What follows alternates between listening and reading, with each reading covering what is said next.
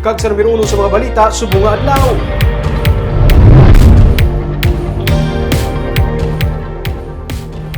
Campo de Bacolod City incumbent Mayor Evelio Lunardia nag-file sa election protest bangod sa massive vote buying kag peke nga mga butante. Luyag sang alkalde nga magdeklarar ang COMELEC sang failure of elections. May report si Nico Delfin.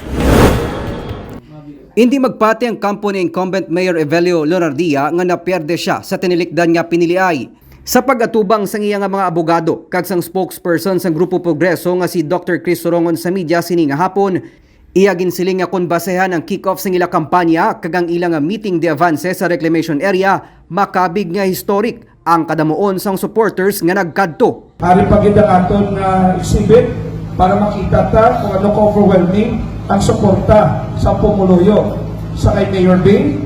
Kag ini makita ta kung paano naton gingkulayan pula ang dalanon sa sila nga meeting de avance.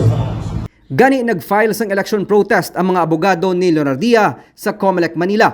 Ang ilang nga ginareklamo ang massive nga vote buying kag peke nga mga botante. Gani luyag nila nga magdeklarar ang COMELEC sang failure of elections sa Bacolod. Mayor Bing is asking for manual recount in all 450 precincts, declaration of failure of elections, and the holding of special elections for the position of city mayor. Malapit sa 70,000 nga abanse nga boto ang nakuha ni Mayor-elect Albi Benitez kay Lunardia.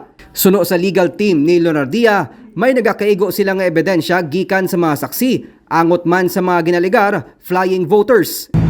Massive vote buying is just the tip of the iceberg, so to speak. We have other grounds contained in this protest. So with the prayer na once na mag-grant ang relief kanina pa kayo ni Mayor Bing sa electoral protest, madala naman lang ang bilog na Grupo Progreso halin sa Vice Mayor Papanog sa atong mga konsyentes.